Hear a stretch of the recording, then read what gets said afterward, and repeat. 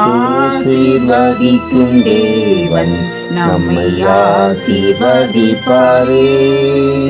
துதி ஸ்தோத்திரம் இயேசுநாதா, துதி உமக்கே என்றுமே. இன்று ஒரு வசனம்.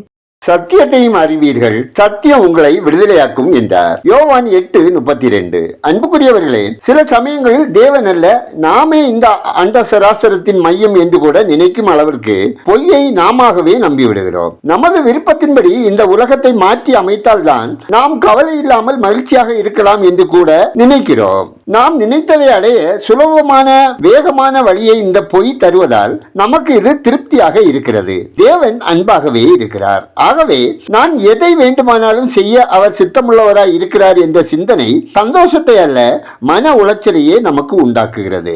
சத்தியம் உங்களை விடுதலையாக்கும் என்று தம்மை விசுவாசிக்கிறவர்களை பார்த்து சொன்ன இயேசு, பாவம் செய்கிறவன் பாவத்துக்கு அடிமையாய் இருக்கிறான் என்றும் எச்சரித்தார். முழுமையான மன நிறைவான வாழ்விற்கு இயேசுவே வழி என்ற சத்தியத்தை நாம் ஏற்றுக்கொள்ளும் போது நாம் பெற்ற விசுவாசத்தினால் மிகுந்த மகிழ்ச்சி அடைவோம். உண்மையான மகிழ்ச்சிக்கு குறுக்கு வழிகள் கிடையாது.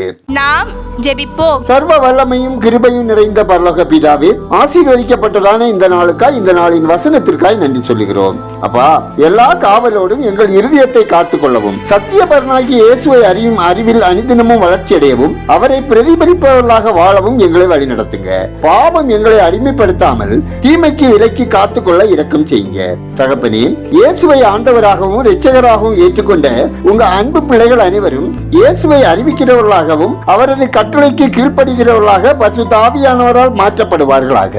அனைவரது வீடுகள் ஜப வீடுகளாகவும், தேவ ஆலயங்கள் ஆத்துமாக்களால் நிரம்பி வழியவும், ஜனத்தொகைக்கு ஏற்ப சீஷர்கள் பெருகவும், சத்ருவாகிய பிசாசு தங்குவதற்கு உள்ளங்கள் இல்லாமல் தவிக்கவும், உலகிலும் உலக வாழ்வுக்கு பின்னரும் மக்கள் நித்திய ஜீவனோடு வாழவும் உங்க கிருபை வேண்டுமாய் ஜெபிக்கிறோம். ஆண்டவரே, அனைத்து குடும்பங்களிலும் தேவ சமாதானம் நிறைவாய் பெருகவும், குடும்ப பிரச்சனைகள் தீரவும், கணவன் மனைவிக்குள் ஒரு மனம் ஒற்றுமை ஏற்படவும், பிரிந்தவர்கள் இணைந்து வாழவும், வாலிப பிள்ளைகளுக்கு ஏற்ற வாழ்க்கை துணையும், பேறுகால ஸ்திரீகளுக்கு சுகப்பிரசவம் உண்டாகவும், வேலைக்காக முயற்சிப்போருக்கு தகுதிக்கேற்ற வேலையும், கர்ப்பத்தின் கனிக்காக காத்திருப்போருக்கு சந்தானம் விருத்தி அடையத்தக்கதான ஆசீர்வாதமும், பயணம் செய்வோருக்கு தூதர்களின் பாதுகாவலும், வீடு வாங்க விற்க கட்டுவதற்கு முயற்சிப்போருக்கு ஏற்ற நன்மைகள் உண்டாகவும் ஜெபிக்கிறோம். இந்த நாளில் பிறந்த நாளை, திருமண நாளை காணும் ஒவ்வொருவரையும் ஆசீர்வதிங்க.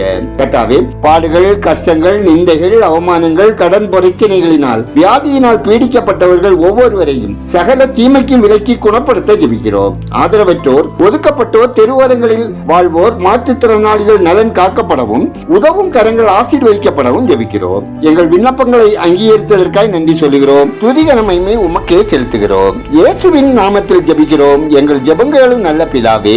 ஆமென்.